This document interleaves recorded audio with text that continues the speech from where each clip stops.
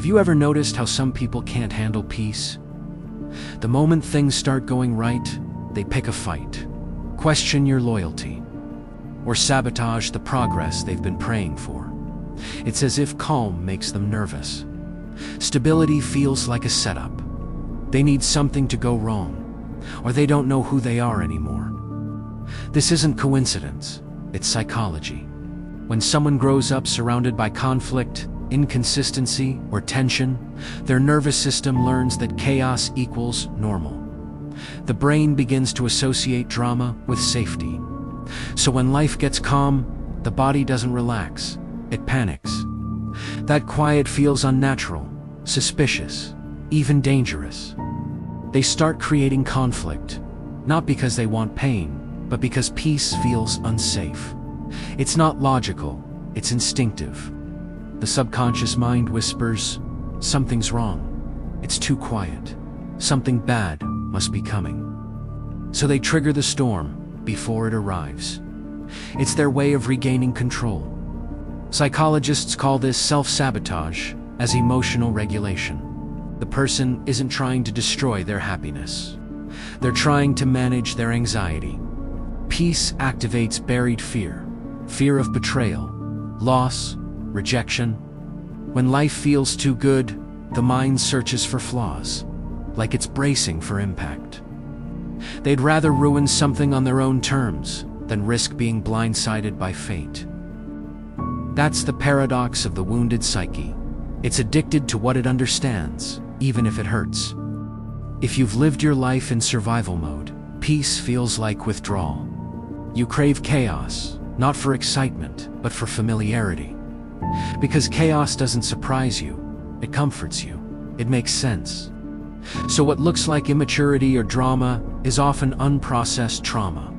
The person who starts fights during calm periods isn't always toxic. They're terrified. Peace threatens their control. Calmness demands trust, and trust is something they've learned can break without warning. So they shatter it first, just to prove they were right all along. This is why some people sabotage relationships, right when they're getting good.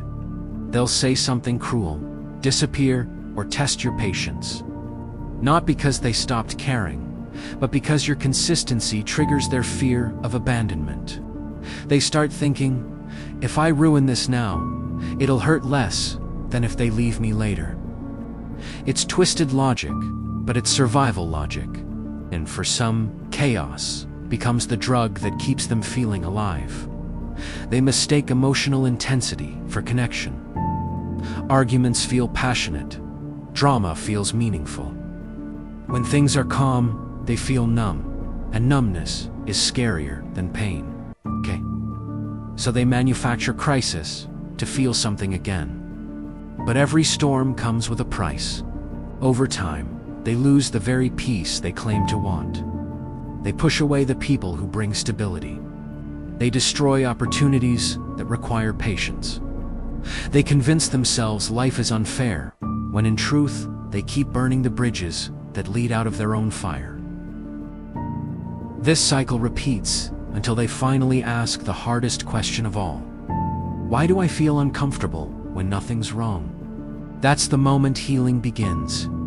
Because beneath that discomfort lies an entire history of chaos masquerading as love. When peace feels unfamiliar, the mind begins to mistrust it. That's why some people can't stay happy for long. They've mistaken tension for aliveness. Their nervous system becomes addicted to unpredictability. Calm doesn't stimulate the brain enough, so it invents something that does: conflict, drama, chaos. It's the subconscious saying, I don't know how to exist without adrenaline. Because adrenaline, for them, has always meant control. It gave them a sense of purpose, something to fight, something to fix. Peace removes that identity.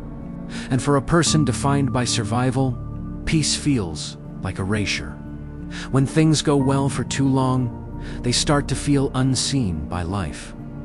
They crave confirmation that the world still cares, even if that confirmation comes as a problem. That's why some people start fights right after making progress. They're testing reality, asking unconsciously, is it safe to relax? This pattern also shows up in relationships. You finally feel close to someone, things are stable, and suddenly they withdraw or provoke an argument. It's not because they've stopped loving you, it's because intimacy feels dangerous. They've learned that love always precedes loss, calm always precedes chaos. So they recreate the chaos before it finds them. Psychologically, this is called anticipatory defense. The mind would rather cause a wound it can control than wait for one it can't. It's a survival strategy, dressed as self-destruction. Then, it's not limited to relationships. It shows up in careers, health, even success. Some people work tirelessly toward a goal only to sabotage it right before achieving it. Because deep down, success triggers fear.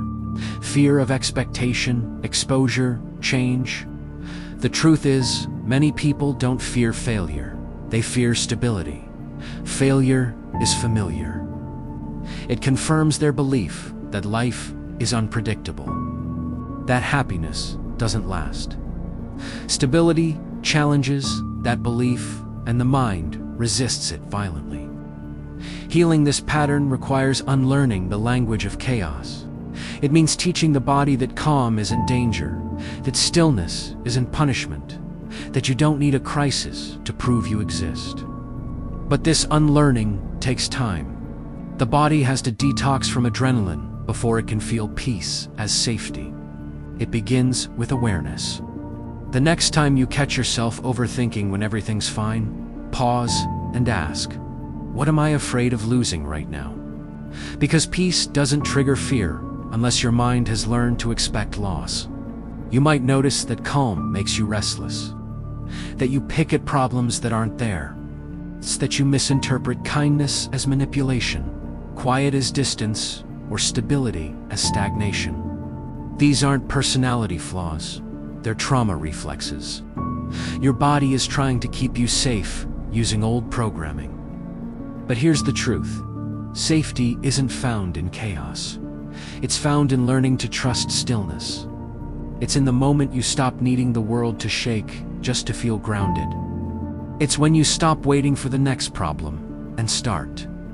Realizing peace was never temporary, only your tolerance for it was. Because peace doesn't feel natural at first. It feels like withdrawal. But if you can resist the urge to recreate chaos, something shifts.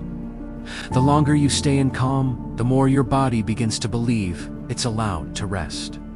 The heart stops racing. The mind stops scanning for danger. The nervous system exhales. And one day, you'll realize something you never thought possible.